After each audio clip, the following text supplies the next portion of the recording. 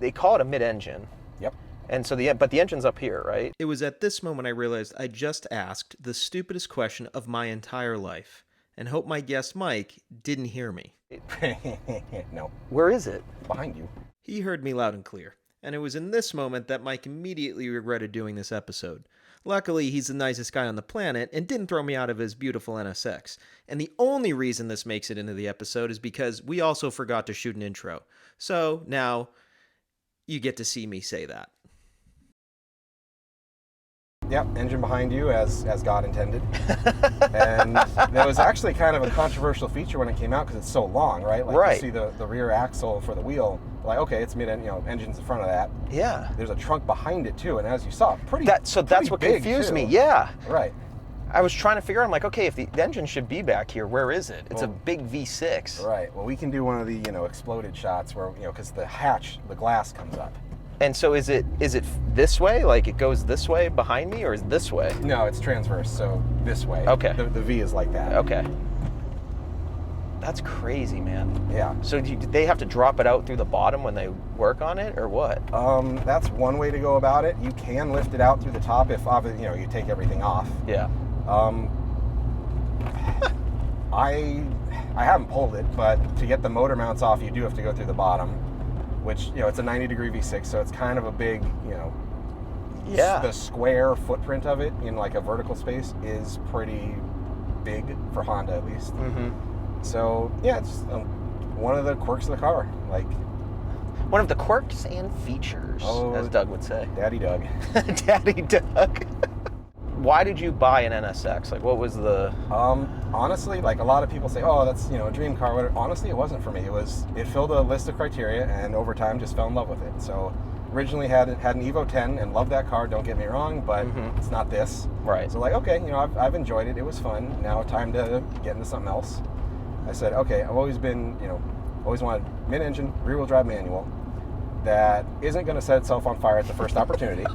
So a lot of the cheaper Ferraris were out. So 308, 320, okay, well, not that I have the mechanical skill to maintain any. Right. But it's like, okay, so that's all right. And then another criteria, all right, well, I'd really like it if it didn't try to wrap itself around a tree and kill me either. So MR2 was out.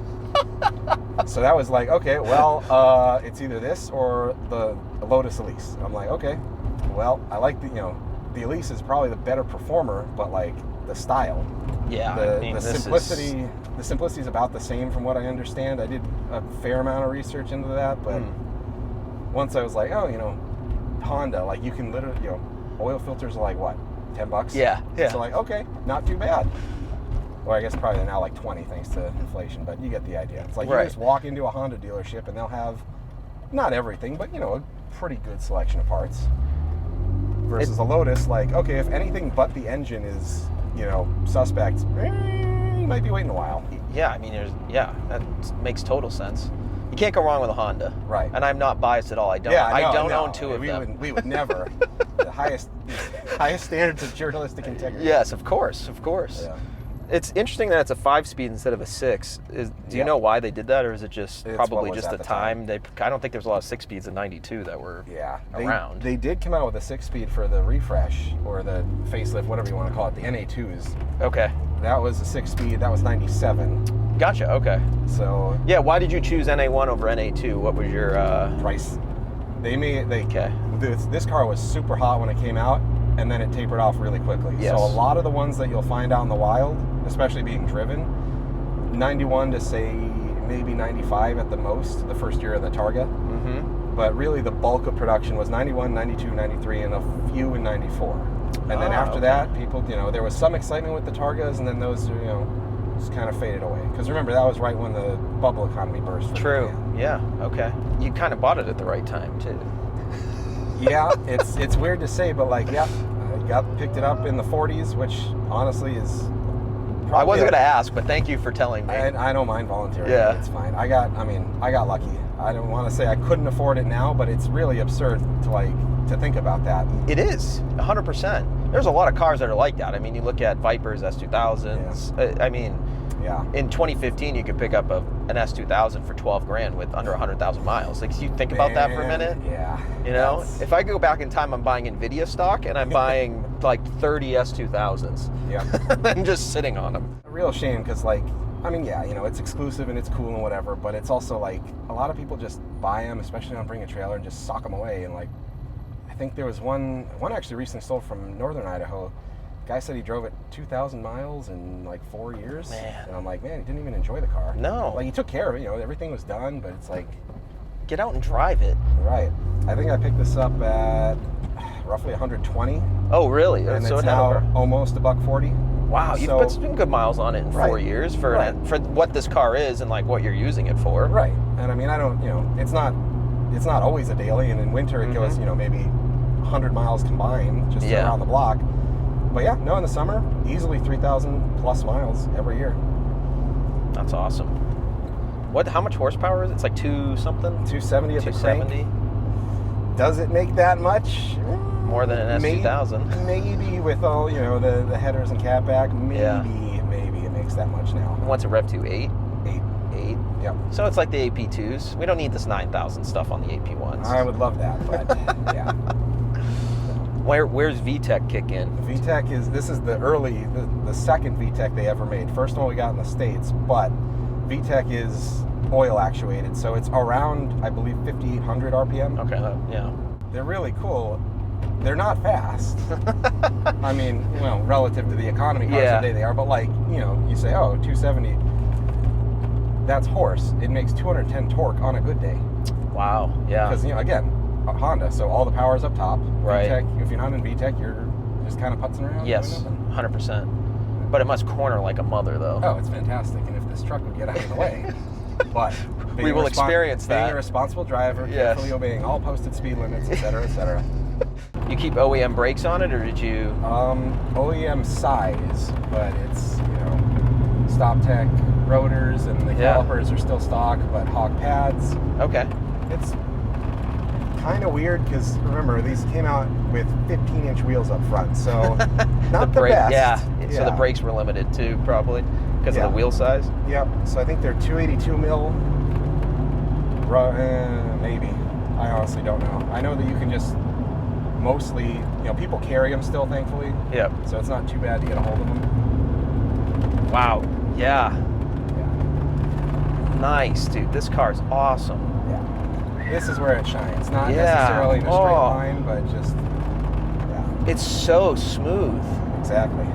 There's not as much rawness to it in the corner like in some cars, where you feel like you're really gonna like it's gonna let go. Right. No, very refined. Yeah. They knew what they were doing. That's cool. Ooh, get a little shiver on that one. It's not because of the AC. We're not going that fast. No, we're not. But that's not. No, but it does. It feels correct. You feel it, yeah. But even in this corner, I mean, yeah, you're not going that fast. But even in these corners right here, this thing is way smoother than the S2K. I don't doubt that. The S2K I'll stick with you through that at that speed, but I'm gonna be, wow, dude, I'm gonna be fighting a little bit harder than you're fighting, I'm gonna feel that a lot more than we're feeling that. Fair. Yeah, I don't think I've never driven an S2000. I've been passenger a couple times, and it's tighter in there, honestly. It is, yeah. Like this, you know, they prioritize comfort in this one too. And the S2000, I don't think they did, which is fine because that's what it's supposed to be. It's a roadster. Yep. When they conceived of this car, I was like, okay, we need a domestic Ferrari, and we need to beat them at their own game. And you know, at the time, budget doesn't matter. Wow, dude, that thing just sucks the corner, huh? Right. There is no give. Yeah. Like in terms of grip, it is just going. The engine sounds so good behind us. Exactly. That is so unique to hear. Intake noise is always better than exhaust Yes, noise. 100%. I will die on that hill. I'll die on that hill with you. I love intake noise. Oh, I love that, dude. Oh, dude, that sounds so good. Yeah. That is so cool to hear a VTEC behind you. Yeah. That is so unique. VTEC comes on, just like the meme. Yep. Yeah. Yeah. No, And that then- is awesome. And then just like back to oh, now it's a Civic again. I Just know. cruising around. A high-end Civic. No, this is like an Accord. Yeah. Just cruising. Yep. That sounds so cool with the VTEC behind you. That is so neat. Yeah. Like, That's honestly one of the things I probably love the most to get back. I don't know how many questions ago that was, but yeah, that the sound, the feel, like it's people. I'm sure you have issue with the word raw, but it's you're very connected. Like yes. you got to work for it, but it's not the most extreme or whatever. It's like it'll work with you. Yes. But you're still the one doing everything.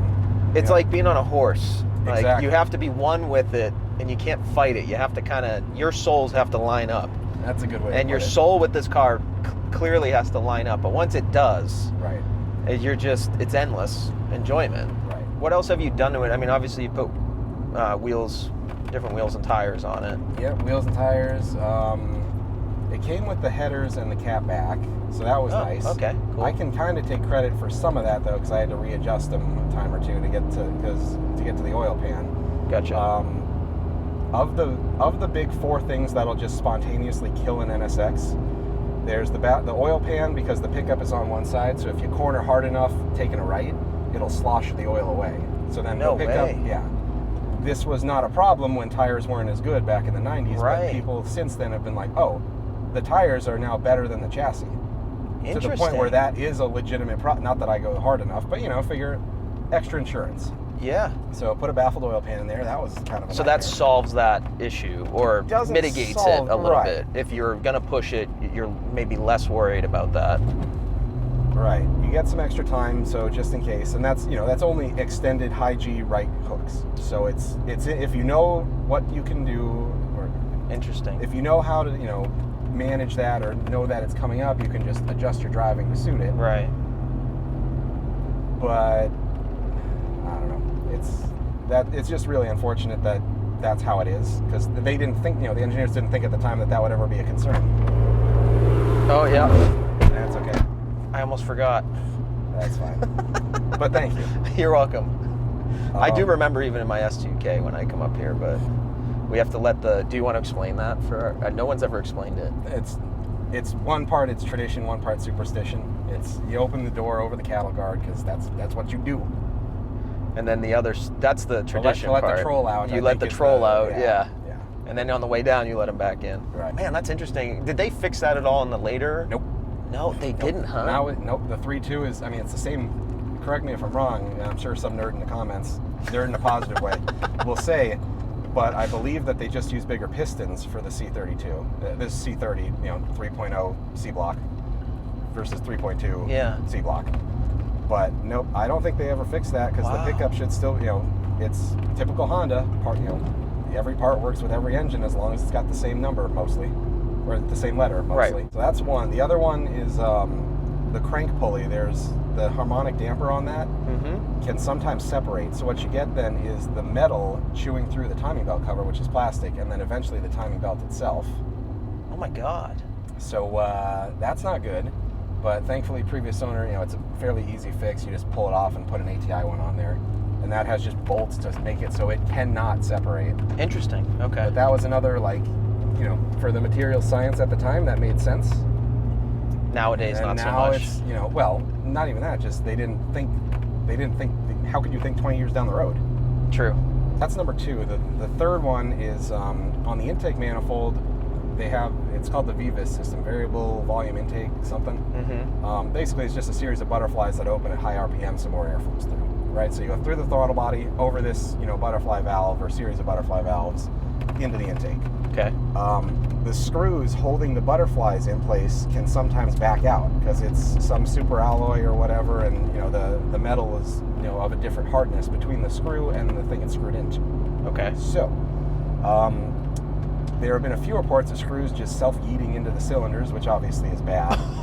So what I did was, you can buy a blank plate that just is the same sandwich around in the manifold. Yep. And you just swap it out, so that way it's always open effectively. So did that. That was not too bad. You got to yank, the intake manifold is a little bit of a nightmare to get to, but it's not that bad once it's out and you can play with it. Yeah. And I say nightmare being, for my skill level. If there's somebody with proper certifications, takes no time. Sure. So the fourth thing that'll spontaneously grenade an NSX is actually on the transmission, called the snap ring, or the snap ring failure. It's not the snap ring itself, it's snap ring on the countershaft, but it's the groove that it's cut into. So when they were making them, there's a certain series of transmissions that are affected, only on the early 91, 92 cars. But what happened was, they had a machine at the factory, obviously, to drill this groove out, and the drill bit they used was some cockamamie 3-piece whatever. And they would do it. They drill a transmission, or they do whatever they need to do to get the snap ring groove to be in spec. Then they'd send it off. Then they'd do the next one, and so on and so forth. But eventually, what they discovered is, after a certain amount of time, the drill bit would get out of spec because it wasn't a solid piece or what. I don't know the details. So certain transmissions out there, this being one of them, will have a question mark over is it going to spontaneously blow up at any moment? Because that groove, if it's too large, the snap ring itself will twist kind of like a rubber band, like if you twist it around. So to do that, you just take off the transmission case, put in a known good one. And they caught this fairly quickly after they, I don't know however many times, but the engineer was like, hey, we don't want to recalibrate this after whatever. Right. So the thinking is, if it's in the range, if it's the first one or the second one or the third, one of the early ones after they just recalibrate it, totally fine. Nothing's going to happen. If it's the one right before they switched it and recalibrated it, your transmission could grenade spontaneously at any moment with no warning sign. Oh my God, and it just destroys the transmission if it goes. But, they figured this out fairly early in the car's life, so a lot of them, this one included, have been in for warranty work. Well, it was never recalled, but they kind of under the radar said, this was an important car for Honda, so they're like, all right, just fix it. Yeah. So, So yours was done before you... Oh yeah, it was done in, it's a very yellowed piece of paper from the early 2000s. Gotcha. But thankfully it was done by Bash, which is one of the best in the biz. Totally fine, nothing to worry about. But a lot, some of the cars out there, you'll see snap range, yes or no, especially on like Bring a Trailer, like, oh, it's not in this range or whatever. And all that means is there's no risk of the spontaneous snap ring twisting and exploding. Gotcha. Okay. From the factory, steering is very, I think it's 3 1/4, 3 1/2, maybe lock to lock, which doesn't sound like a lot, but for a car like this, you want it nice and tight. Yeah. Especially getting out of an Evo, which is like 2. I'm joking, of course, but it's really, really short and really quick. It's nice.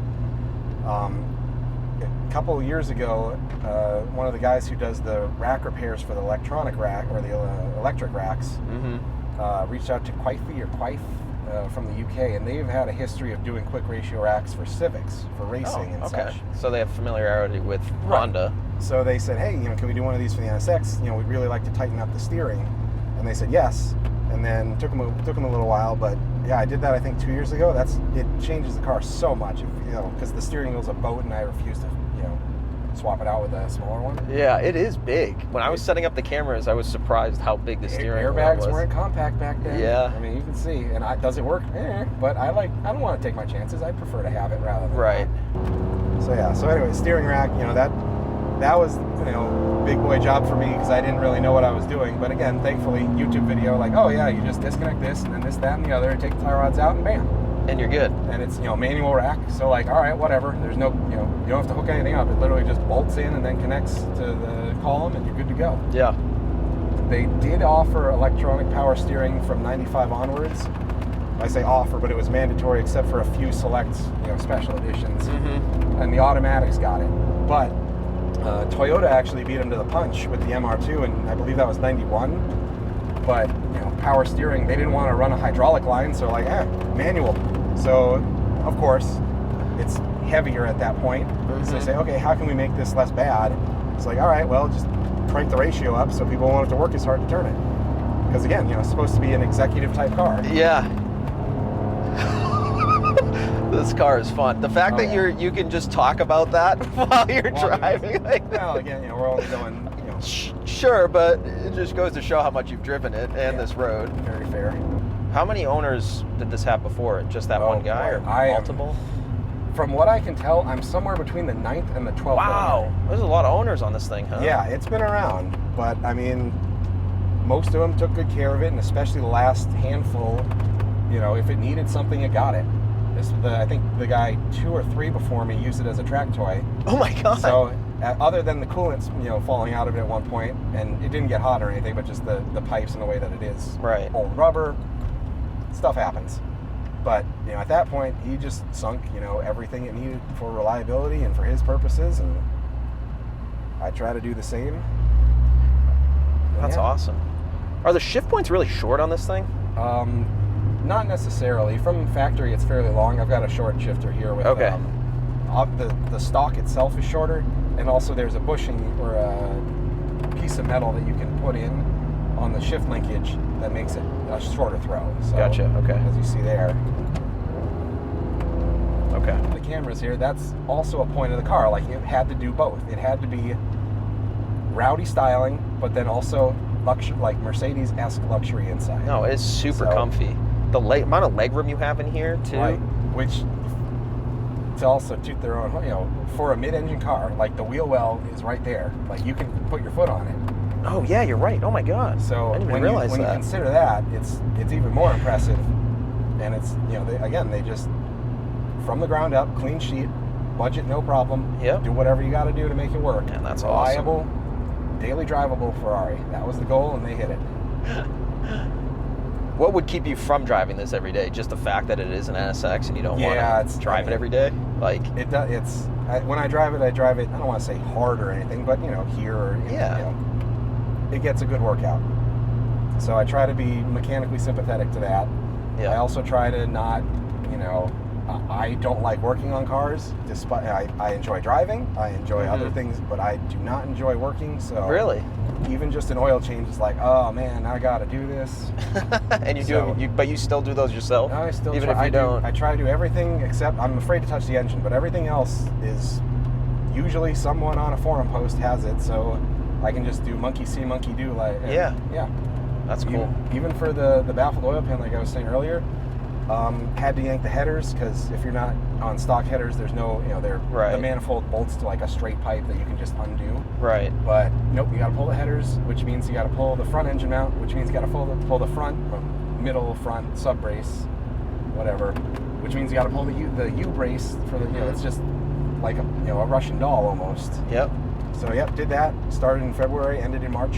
Just a couple hours after work every day, like crawl into the car and this is my happy place now. The next 2 or 3 hours. And it's not that I'm I don't want to say I'm so bad, but like I'm very nervous about it. So I would be too. No, so good for you for getting under there. Unbolt, check the YouTube video, check the service manual to make sure the YouTube video wasn't lying to me. Mm-hmm. Then it's like, all right, bolt goes here. Put on a nice, completely organized piece of cardboard, draw a diagram, all that little stuff to be like, all right. Make sure everything goes back. Make sure everything's torqued to spec. Make sure this, that, and the other. Yeah, it's a lot. It is scary. Yeah. You got to have a lot of confidence to jump into that, especially on a car like this, too. Right. Now, was it your goal to get one with the pop-up headlights, too, or was it just because it happened to be that? It was the goal. Okay. That was, honestly, back to the, this and the Elise. Yeah. I was like, well, the Elise is cool, and it's faster, and it's probably, whatever, but, like, flippy, bippy headlights. Is there a big divide on the headlights for these? Like people aesthetically, people will occasionally convert the pop-ups to the later ones. Oh, really? They're a little bit easier for maintenance, but I mean, style points, man. Like, don't do that. Yeah. It's true. And again, with most of them just being later cars, like people just didn't have the means, and especially now that they're worth almost double. Yeah. I don't know. And those are the ones that people sock away because the NA2 cars are better in pretty much every way. But again, just finances. It's more expensive to have one. Right. And this is, you can drive this and not feel bad about it. True. Where did your love of cars come from? Was it family or just yourself or? My father had a C4 Corvette, which I loved as a child. That's something. That's something. But if we're being honest, a certain silver and blue BMW from a certain racing game. Yep.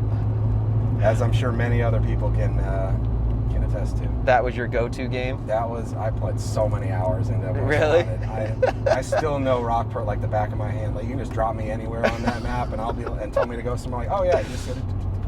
That's awesome. Have you had any issues with the 90s, like plastic and a little interior bit? Pieces? You can see pieces are fading. Yeah. I had to re-glue the little vent thing there. Yep. Which is a common. I mean, it's brittle plastic. Every single one of them did it. Yep. It's not surprising. Well, like, it's unfortunate, but again, material science at the time just wasn't that great. Right. Well, Chris with the FDRX7, he taught. His episode will be out by the time this comes out, and he talks about how he's replaced like every plastic in that thing because the minute he puts his hand pressure on it, just cracks. And I think I cracked a piece when I was in it, but I hope he didn't notice. I don't doubt that. No, I thought I felt one kind of move a little too much. I was like, uh-oh. I mean, people generally garage these, so they didn't get quite as much. And as you can see, I mean, the dash is kind of thankfully coincidentally designed for that. Yeah, yeah. But no, plastics aren't a problem. Thankfully, they didn't use them too much. The only real pain in the keister was the door handle. You can see that one's metal. Yeah. From factory, they're plastic. And what they'll occasionally do, because it's hinged at the top and the bottom, so you had 2 points to pull on. Yep. Don't open it now, obviously. I'm not going to, no. But I was holding on to this one. But that will break one of the little pieces inside, so the mechanism makes it so it'll pull, but it won't do, it won't catch. Oh my God, you're kidding. Yeah, so that was nice. So redid those. It wasn't too bad, but it's kind of like there's only one company that makes them. They're all metal. There's no budget option, so you whine about it once, and then you never have to deal with it again. True. But that again, one of the things that like there's no way they could have seen that coming 20, 30 years ago. That's wild. Yeah. What are a couple of things you really love about it and that really drive you nuts about it? You've kind of said a little bit, some of it, sure. But it's grown on me definitely. But the styling, obviously, like just right up there with the FDRX7, like one of the most beautiful vehicles ever produced. I also have a thing for like cars that shouldn't exist, and maybe that's a poor way to phrase it. But much like the Evo, like Mitsubishi. As a company, they scare me, and I can elaborate on that. But like, they had no business making a car that cool, and they still did it. Honda, don't get me wrong, really cool. Like they're known for Civics, from Civic, Integra, all the the classics. Right. Mid-engine supercar out of left field, sure, why not? And it's that's I'm drawn to cars like that because they're just cool and weird, but they're also like they're backed by corporations that when they do that, there is no budget usually. It's like, we have a goal. Everybody at the company says do this. Bean counters can be ignored. Yep. And a lot of cool stuff really, when the engineers are allowed to play like that, a lot of cool stuff comes out. True. Like I said earlier, manual steering, manual throttle cable, manual transmission, obviously. Very so you feel a lot driving this car. Yeah.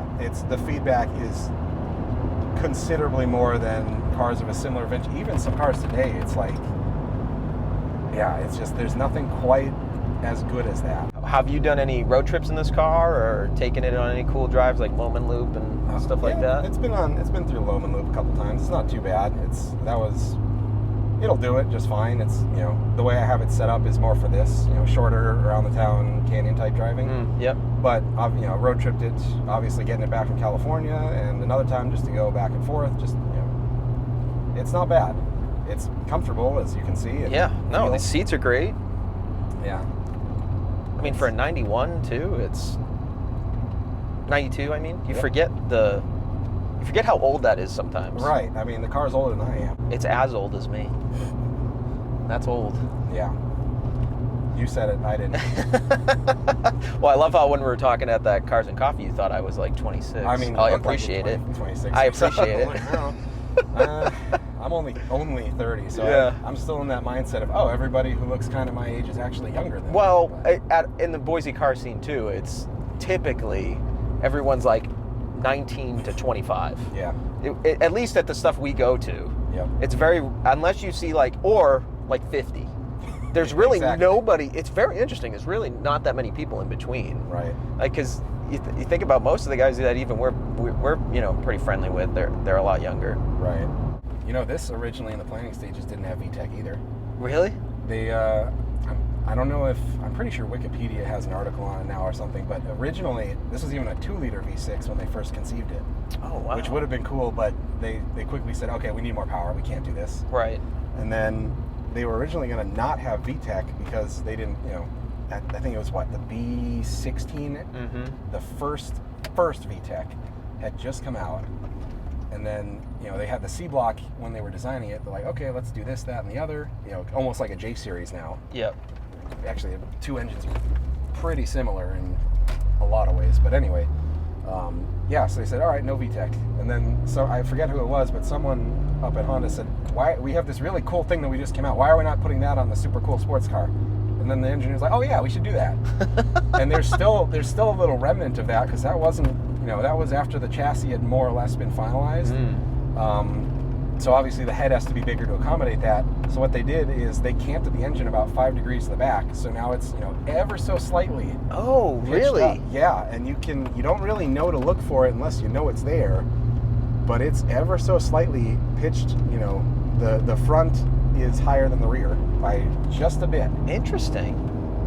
Yeah. Just to fit that bigger cam? Just to fit that under, because it's, it would probably fit without it, but just, again, for maintenance, like, okay, if you ever need to take this off, and we can do a shot of the engine bay to display this, but it's kind of in there, so every little inch counts.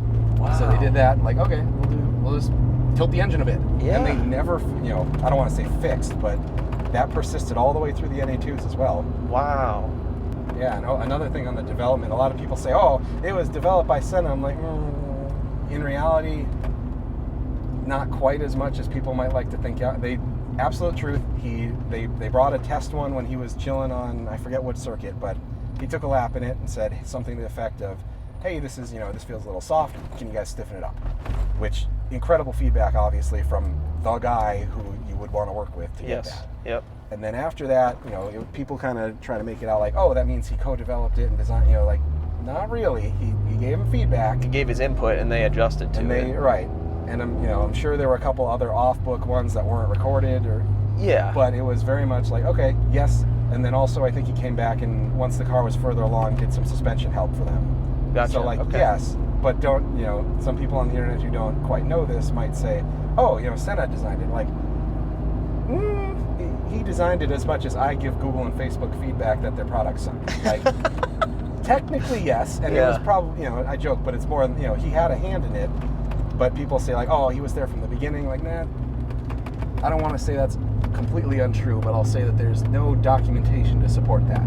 I'm sure there's other people, too, that aren't as big name as him that gave similar feedback. Of course. As well. I'm sure they weren't, he wasn't the only voice they went to for that type of feedback. That was the McLaren era. So, yeah, Honda would have been probably, like you say, a lot of people who weren't. Again, like, they ignored the bean counters and said, what do we need to do to get this done? And so even just the assembly, they were hand-built, and they picked, they individually looked at people who were, the best of the best for assembling other Honda cars and said, you now work on this project.